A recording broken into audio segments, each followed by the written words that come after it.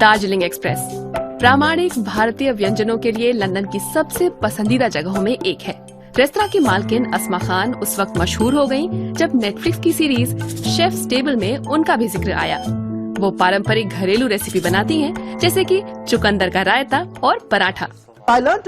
मैंने अपने घर की रसोई में खाना बनाना सीखा अपनी माँ और आंटियों के साथ। थोड़ा मुश्किल होता है क्योंकि एक अलग माहौल में वही चीजें दोबारा पेश करनी होती हैं, लेकिन किसी तरह मैंने कर लिया। जबरदस्त ख्वाहिश और जुनून जो था, वहाँ खाना बनाना सीखा, यहाँ हाथ आजमाया और यहीं अपने फन में माहिर बनी। एक प्रशिक्षित वकील के लिए इज्जत और बराबरी अपनी रसोई में उतनी ही जरूरी है जितना कि भारतीय मसाले। मुझे एक रेस्तरां खोलने की जरूरत थी जहां रसोई में हर कोई बराबर हो, जैसा हमारे घरों में होता है। आपकी दादी नानी को इज्जत बख्शी जाती है, आपकी माँ को भी। कुछ बुआएं और मौसियाँ होती हैं, चीखती चिल्लाती, लेकिन उनकी बात सुननी पड़ती है।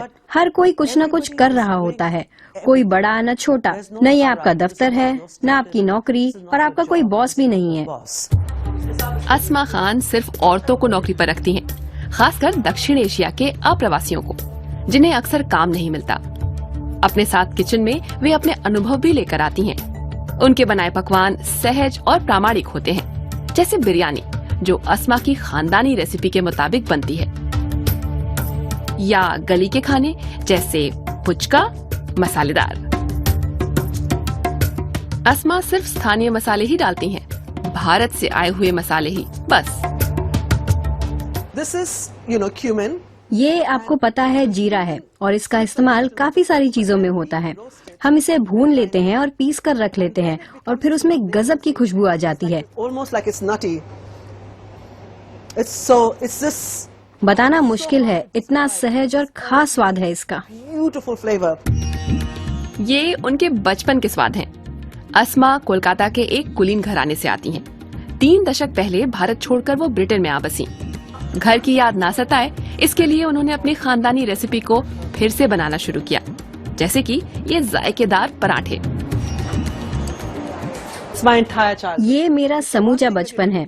ये एक ऐसी चीज है जो आप अकेले ही खा जाते थे, किसी से बांटते नहीं थे। आपका पराठा आपका होता था। तो पराठा ऐसी चीज है जो घरों में दावत की तरह छुट्टियों में या वीकेंड में बनाए जाते हैं, और यही मैं भी करती हूँ आज भी अपने बच्चों के लिए। Something that, I still do. अपने रेस्तरां से होने वाले मुनाफे के एक हिस्से से अस्मा खान भारत में महिलाओं की मदद करती हैं। 2 बच्चों की मां अस्मा अपने किचन स्टाफ की मदद भी करती हैं, जिन्हें अपने देशों में कम पहचान मिली है। अस्मा उन्हें निजी सलाह भी देती हैं। इनमें से बहुत सी औरतों को बहुत साल तक ये लगता रहा कि उनकी जिंदगियां बेकार हैं, क्योंकि परिवारों में उनकी भीषण अनदेखी होती थी। वे चाहती थीं कि लोग उन्हें देखें, उनकी इज्जत करें, उन्हें कुछ पहचान मिले।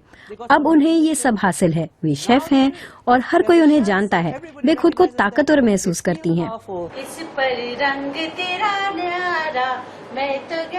हर किसी को समान वेतन मिलता है, अस्मा खान को भी। हेड शेफ आशा प्रधान अपनी बॉस की तारीफ में कसीदे पढ़ती हैं। उन्होंने हमेशा मेरी मदद की, हमेशा मेरा उत्साह बढ़ाया, हमेशा मेरे पीछे खड़ी रही। तुम्हें ये करना है, वो करना है। हमेशा हम इन चीजों के बारे में बात करते हैं, बिजनेस और ये सब। दार्जिलिंग एक्सप्रेस में काम करने वाली औरतों के लिए ये जगह एक कामयाब रेस्तरां से ज्यादा कुछ और भी है। अस्मा खान की तरह वे भी अपने मेहमानों को कुछ सोचने का मौका देना चाहती हैं। मैं नहीं चाहती कि मेरे यहाँ लोग खाना खाकर बस चल दें। मैं चाहती हूँ कि वो एक संस्कृति, एक व्यंजन, एक धर्म और एक प्रवासी के बारे में कुछ समझकर ही वहाँ से उठें। मेरे लिए ये बहुत जरूरी है। एक वकील, रेस्तरां मालिक और महिला अधिकार कार्यकर्ता के रूप में अस्मा वही करती हैं जिस पर उन्हें यकीन है। अपनी पारंपरिक रेसिपी और सामाजिक जिम्मेदारी के जरिए वो अच्छा खाना और अच्छी भावना परोसती हैं।